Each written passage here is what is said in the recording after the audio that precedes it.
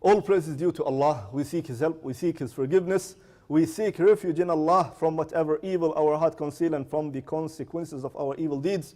Whomever Allah subhanahu wa ta'ala grants guidance will never be led astray, and whoever He leads astray will never find guidance.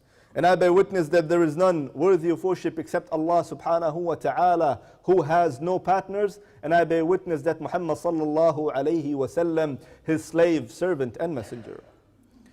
My respected brothers and sisters in Islam, it is narrated in Sahih Muslim with the Sahabi, great Sahabi Abu Mas'ud al-Badri, radiyallahu anhu. He is narrating and he is saying about his story, that one day I was having a stick in my hand and I was going on and on beating my slave, non-stop. I was in anger and the slave did something, and I took the stick and I was going and beating him and beating him, until I heard voice from far away saying, "I'lam Aba Mas'ud, I'lam Aba Mas'ud, I'lam Aba Mas'ud," which means, bear in your mind, O Abu Mas'ud, bear in your mind, O Abu Mas'ud, bear in your mind. So Abu Mas'ud, he said, I couldn't recognize the voice, and I was keep beating him because I was so angry I couldn't recognize the voice. Then the voice is keep coming closer and closer, and the person is coming closer and closer. And when he came close enough, I looked at him, so he was who? Prophet Muhammad sallallahu alayhi wa sallam. And he said to him, "I'lam Aba Mas'ud, I'lam Aba Mas'ud, bear in mind, O Abu Mas'ud, bear in mind, O Abu Mas'ud." And when he looked at him and he realized that this is Prophet Muhammad sallallahu alayhi wa sallam, he is saying, I dropped my stick out of fear, out of respect of Rasulullah sallallahu alayhi wa sallam. And then Prophet Muhammad sallallahu alayhi wa sallam repeated, "I'lam Aba Mas'ud, anna Allah aqdara alayka minka ala hadha al-ghulam." O Abu Mas'ud, bear in your mind that Allah has more power on you than you having upon the slave. Allah is capable to do more on you or for you than what you are doing to the slave. At that moment, immediately Abu Mas'ud, what he says, "Huwa hurrun liwajhi Allah." I free him for the sake of Allah. Then Prophet sallallahu alayhi wa sallam says, "Ama law lam taf'al," if you didn't do this, what you just did, you freed him. "Ama law lam taf'al, lalafahatka an-nar," then the fire will come on you. أو للمستك النار, the fire of hell will touch you. Then immediately he says, فَقُلْتُ وَالَّذِي بَعَثَكَ بِالْحَقِّ, I swear by the one who sent you with the truth, who is Allah subhanahu wa ta'ala, I will never ever beat any of the slaves. And then he is saying about his story after years, that years passes, I never ever hit any of my slaves. End of this hadith. But what we extract from this hadith is lots of fawaid, lots of benefits. Benefit related to da'wah, benefit related with your character, benefit related to the humanity, benefit related to the community. Every single thing that you can think, ulama took out from this hadith. And inshallah we'll try to explain them point by point as much as possible in the short time.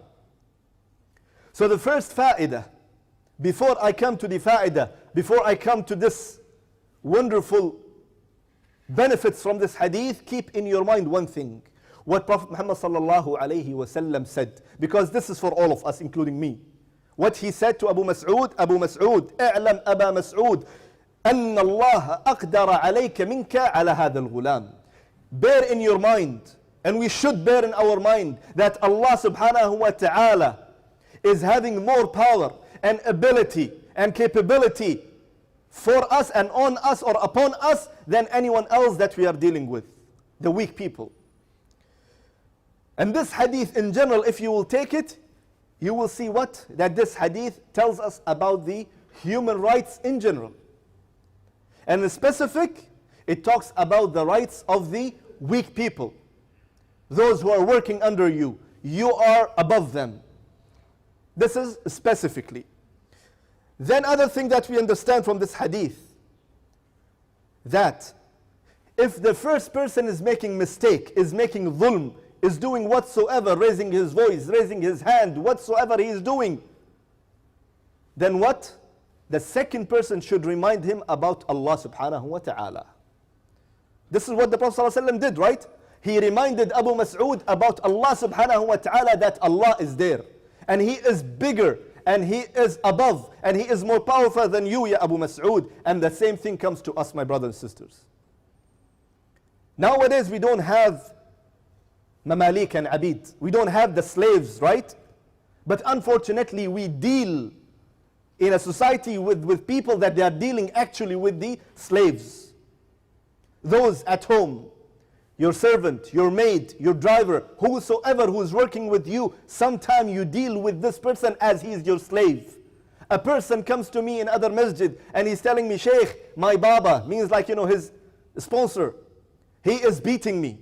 He is not giving me my leaves. He is not even paying me my salary for months and months. And I was shocked that why this person is dealing with this poor man as he's a slave. He is not a slave. Even doing this with the slave is not allowed in Islam, as we understand from this hadith. The Prophet ﷺ said, if you didn't free him, the fire will come onto you. You will be touched by fire. And he is who? He is abd, he is a slave. Means he is not, Abu Mas'ud is not paying monthly salary for him. Abu Mas'ud is having him as an asset for his whole life. Right? This was the case at the beginning.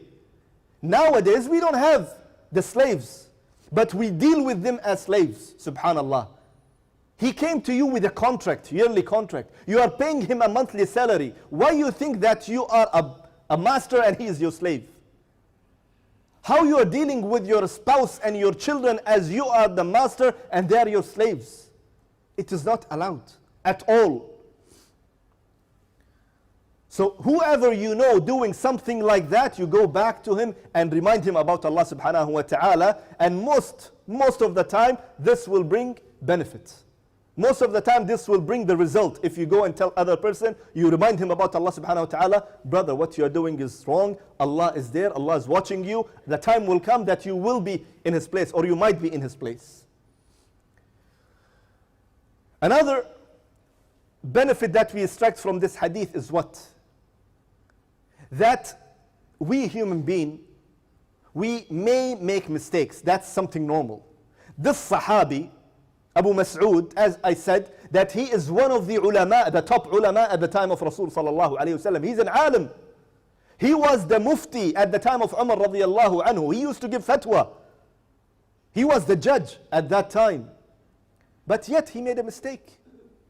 So we as a human being, sometime, yes, you might get angry. You might raise your voice. You might raise your hand. But this does not mean that it's allowed. But you might. You're a human being. But what happened after that? Immediately he realized that he made a mistake. And we as a human being, we also should realize that we made a mistake. You should make istighfar. You should go and ask for, you apologize from that person, whoever you raised your voice on. Your son, your daughter, your wife, your spouse, whatsoever. Because this is not your right. We take it for granted. I'm a man, I can do everything.